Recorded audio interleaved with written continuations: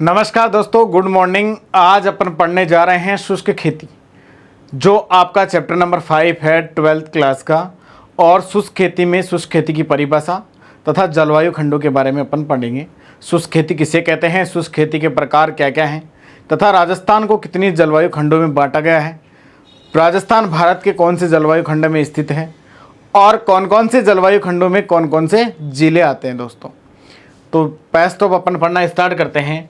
देखिए, जो कृषि जलवायु खंड है वो राजस्थान में 10 हैं अकॉर्डिंग टू ICAR मतलब Indian counselling of agriculture research, भारतीय कृषि अनुसंधान परिषद के अनुसार भारत को कुल 15 जलवायु खंडों में बांटा गया है। कितने में बांटा गया है दोस्तों? भारत को 15 जलवायु खंडों में बांटा गया है, तथा राजस्थान को ICAR के अनुसार 10 जलवायु खंडों में बांटा गया है। अब अपन बात करते हैं कि भारत के कौन से जलवायु खंड में राजस्थान स्थित है। तो दोस्तों, भारत के 14वें तथा 8वें जलवायु खंड में राजस्थान स्थित है। आगे अपन बात करते हैं राजस्थान में जो 10 जलवायु खंड है वो किस किस प्रकार से हैं। देखिए, राजस्थान में जो 10 जलवायु खंड है उनको इस प्रकार से वर्गीकृत किया गया है। फर्स्ट, सेकंड, रोमन लैंग्वेज में किया गया है, थर्ड, फोर्थ और फिफ्थ। दोस्तों, इस प्रकार से 5 रूप में विभाजित किया गया है। और इसमें आगे की तरफ फर्स्ट को 3 भागों में बांटा गया है, फर्स्ट ए, फर्स्ट बी और फर्स्ट सी। इसके बाद में सेकंड को 2 भागों में बांटा गया है, second A, second B. Third को भी 2 भागों में बांटा गया है, थर्ड ए और थर्ड बी। फोर्थ को भी उसी प्रकार से फोर्थ ए और फोर्थ बी 2 भागों में बांटा गया है। दोस्तों, इसी प्रकार से फिफ्थ जलवायु खंड केवल सिंगल एक ही है। तो इस प्रकार से अपन कुल देखें तो 3 तो ये हो गए, 2 ये हो गए। नेक्स्ट बात करें, थर्ड के भाग हो गए 2, और 2 ही को किसके हो गए, फोर्थ के भाग हो गए, और एक किसका हो गया, फिफ्थ का भाग हुआ है। दोस्तों, ये टोटल जलवायु खंडों की संख्या 3, 2, 5, 2, 7, 2, 9 और 1 10 प्रकार के जलवायु खंड हो गए अपने।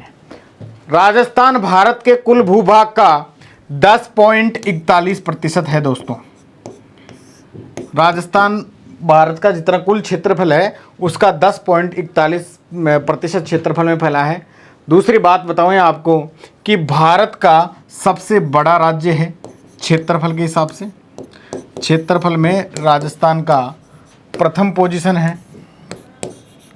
राजस्थान का कुल जो क्षेत्रफल है, एरिया है, वो 3,42,239 वर्ग किलोमीटर है।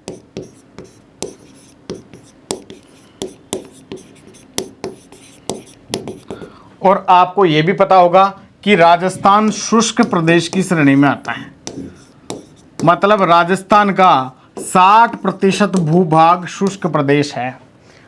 और कुल जितना राजस्थान का उत्पादन होता है उसका 58% उत्पादन केवल शुष्क कृषि से प्राप्त अपने को हो रहा है। जितना उत्पादन हो रहा है उसका 58% शुष्क भागों से आता है। नेक्स्ट अपन बात करते हैं दोस्तों, राजस्थान का 80% क्षेत्रफल खेती करने योग्य है। इसी प्रकार से अपन आगे पढ़ेंगे कि कौन सा जिला किस जलवायु खंड में स्थित है। आपको सबको पता है कि राजस्थान को 10 प्रकार के जलवायु खंडों में बांटा गया है, भारत को 15 जलवायु खंडों में बांटा गया है, जिसमें राजस्थान 8वें तथा 14वें जलवायु खंड में स्थित है। नेक्स्ट दोस्तों बात करते हैं, इस प्रकार से अपने जलवायु खंडों को वर्गीकृत किया गया है।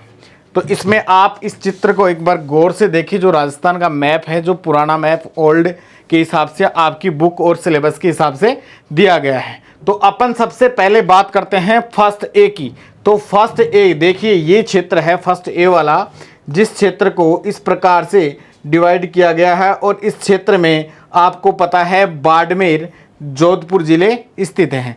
फर्स्ट ए जिसका नाम है शुष्क पश्चिमी मैदानी क्षेत्र, मतलब ये क्षेत्र सूखा क्षेत्र है, पश्चिम दिशा में स्थित है और मैदानी क्षेत्र है। इसको किस में रखा गया है, फर्स्ट ए को बाड़मेर तथा जोधपुर जिले इसके अंदर क्या है, शामिल है। और साथ में चूरू का कुछ हिस्सा आपकी बुक में इसमें दे रखा है कि कुछ हिस्सा इसमें शामिल है, इस हिस्से को इसमें शामिल बता रखा है, लेकिन ये आपकी एनसीईआरटी में गलत लिखा हुआ है। ये चूरू का हिस्सा इसके से कोई लेना देना इसका नहीं है दोस्तों। नेक्स्ट अपन बात करते हैं आगे, अपन दूसरे जलवायु खंड की बात करते हैं जिसका नाम है फर्स्ट बी। और फर्स्ट बी कहाँ है, ये फर्स्ट बी का नाम है सिंचित उत्तरी पश्चिमी मैदानी क्षेत्र। मतलब ये क्षेत्र सिंचित है, उत्तर तथा पश्चिम दिशा में स्थित है और मैदानी क्षेत्र है। तो इसमें कौन कौन से जिले आते हैं, राजस्थान के 2 जिले हैं इसके अंदर। कौन कौन से, एक है गंगानगर वाला जिला और दूसरा कौन सा है, हनुमानगढ़ जिला। ये दोनों जिले क्या हैं, सिंचित भी हैं और उत्तर पश्चिम दिशा के अंदर स्थित हैं। तीसरे की अगर अपन बात करते हैं जलवायु खंड की तो है फर्स्ट सी जिसका नाम दे रखा है। और फर्स्ट सी जिसके अंदर आपका जैसलमेर, बीकानेर तथा चूरू की 4 तहसीलें इसके अंदर आती हैं। चूरू की 4 तहसीलें जो इधर वाला हिस्सा है वो इसके अंदर आता है। ये सबसे बड़ा जलवायु खंड है जिसको अति शुष्क सिंचित क्षेत्र के नाम से जाना जाता है। मतलब ये क्षेत्र बहुत सूखा क्षेत्र है, शुष्क मतलब बहुत ज़्यादा सूखा है, लेकिन इसमें कुछ कुछ जगह क्या है, सिंचाई भी है। तो इस प्रकार से थर्ड सी आ गया। अब अपन बात करते हैं सेकंड वाले की।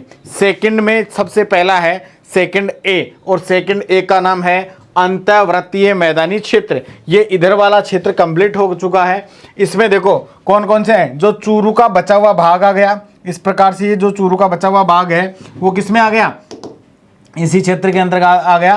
कौन से में, सेकंड ए के अंदर। मतलब ये जो चूरू का ये हिस्सा बचा हुआ है ये आ गया। इसके साथ में झुंझुनू का हिस्सा आ गया, साथ में सीकर का हिस्सा आ गया और नागौर वाला हिस्सा आ गया। ये पूरा का पूरा हिस्सा किस नाम से संबोधित किया गया है दोस्तों, ये पूरा का पूरा हिस्सा संबोधित किया है अंतर्वर्तीय मैदानी क्षेत्र के नाम से संबोधित किया गया है। अंतर्वर्तीय मैदानी क्षेत्र के अंतर्गत ये 4 जिले आते हैं जिनका नाम चूरू की 4 तहसीलें, झुंझुनू, सीकर और नागौर स्थित है। नेक्स्ट अपन बात करते हैं सेकंड बी। सेकंड बी मतलब लूनी नदी का अंतर्वर्तीय मैदानी क्षेत्र, जिधर से लूनी नदी बहती है उस क्षेत्र की बात हो रही है दोस्तों। सेकंड बी की बात हो रही है जिधर से लूनी नदी बहती है। तो कौन कौन से क्षेत्र हैं वो जो लूनी नदी वाले हैं दोस्तों, इस क्षेत्र के अंतर्गत आपका ये जो पाली वाला हिस्सा, पाली जिला इसी क्षेत्र के अंतर्गत आता है।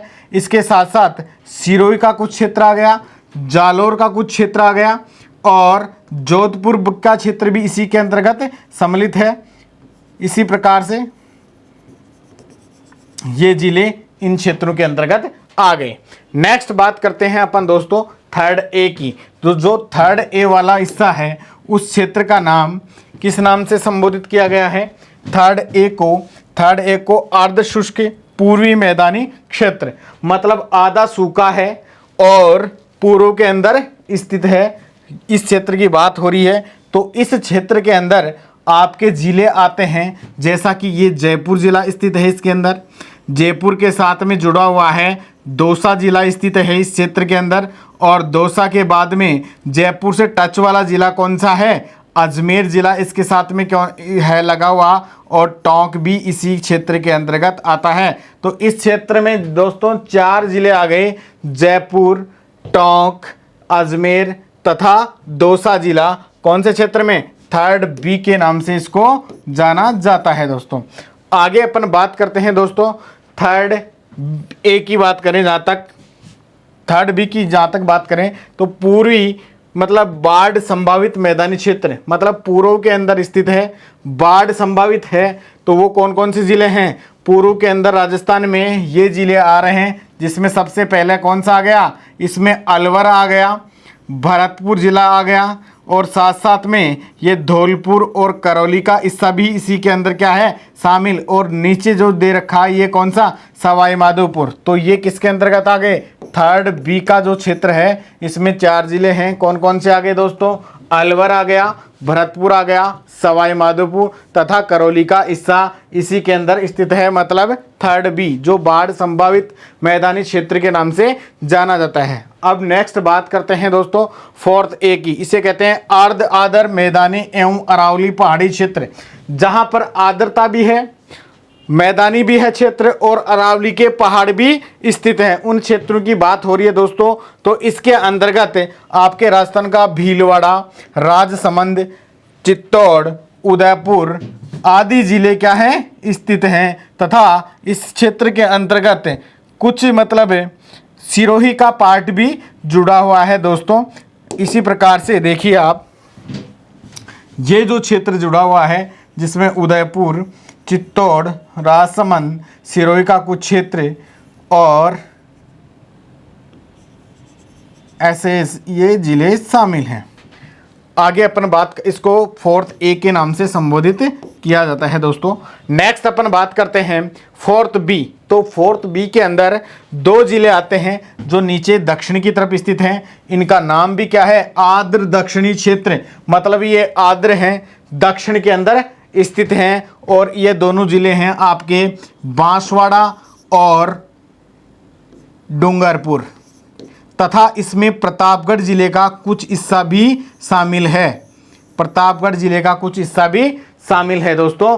नेक्स्ट अपन लास्ट की बात करें जहाँ तक, उसका नाम है फिफ्थ जलवायु खंड, और ये फिफ्थ जलवायु खंड का नाम है आर्द्र दक्षिणी पूर्वी मैदानी क्षेत्र, मतलब आर्द्र है, दक्षिण और पूर्व दिशा के अंदर क्या है स्थित है, जिसमें दोस्तों 4 जिले सम्मिलित हैं। इस प्रकार से आप इस हिस्से को देख सकते हैं, जैसा कि ये 4 जिले इसमें सम्मिलित हैं। कौन कौन से, ये जयपुर के लगता हुआ जिला आ रहा है, कौन टोंक से लगता हुआ कौन सा आ रहा है, बूंदी जिला स्थित है यहाँ पर, बूंदी के बाद में कोटा स्थित है यहाँ पर, और कोटा के बाद में झालावाड़ तथा बूंदी जिले यहाँ पर इसमें सम्मिलित है, मतलब हाड़ौती के प्रदेश है उसके जिले बूंदी, कोटा, बारा और झालावाड़ इसी के अंदर आते हैं। इसे आर्द्र दक्षिणी पूर्वी मैदानी क्षेत्र के नाम से दोस्तों संबोधित किया गया है। तो इस प्रकार से राजस्थान को अलग अलग प्रकार के जलवायु खंडों में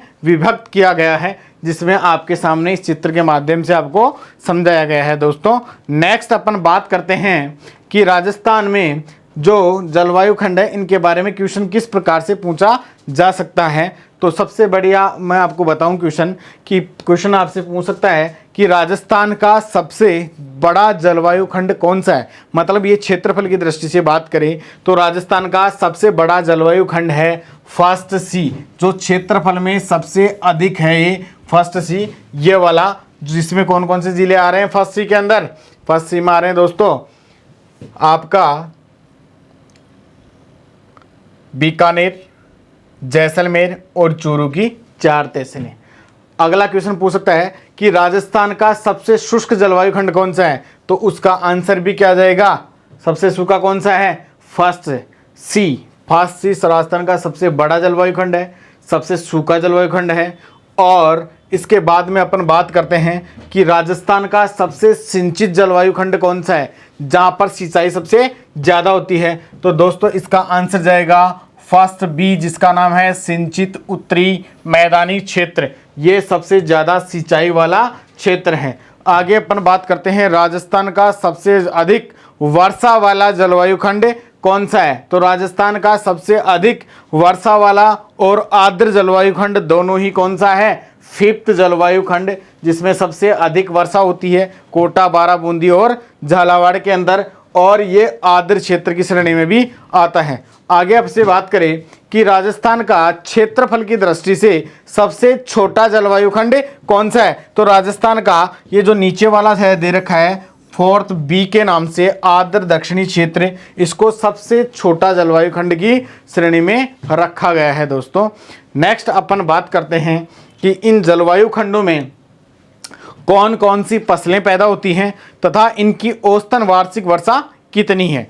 नेक्स्ट देखिए दोस्तों, ये इस प्रकार से सारणी के रूप में आपको जलवायु खंडों को व्यक्त किया गया है। आपको मैं बताऊं कि राजस्थान की औसतन वार्षिक वर्षा 575 mm है, और अगर आपसे इसको सेंटीमीटर में पूछता है तो राजस्थान की औसतन वार्षिक वर्षा 57.5 सेंटीमीटर है। और आपसे अगर क्वेश्चन किया जाए कि भारत की औसतन वार्षिक वर्षा कितनी है, तो दोस्तों भारत की औसतन वार्षिक वर्षा 1175 mm है। इस प्रकार से औसतन वार्षिक वर्षा का मतलब एक साल में कुल कितनी वर्षा हुई है उसका औसत। नेक्स्ट अपन बात करते हैं जैसे फर्स्ट जलवायु खंड, इसका नाम तो आपने सुना ही था अभी थोड़ी देर पहले, शुष्क पश्चिमी मैदानी क्षेत्र। मतलब शुष्क में है, पश्चिमी है, मैदानी क्षेत्र है। देखो यहाँ की वार्षिक वर्षा मतलब 100 से 300 mm होती है। कितनी होती है? 100 से 300 mm। मतलब जो क्षेत्र अरावली के पश्चिम दिशा में स्थित है उनकी सबकी यही हालत है, वहाँ की औसतन वार्षिक वर्षा 100 से 300 mm होती है। तो जैसा कि मैंने आपको प्रीवियस वीडियो में बताया था, अरावली इधर से निकल रही है टोटल की टोटल, और अरावली के जो ये इधर वाला क्षेत्र है, देखिए कौन कौन से आते हैं इसमें।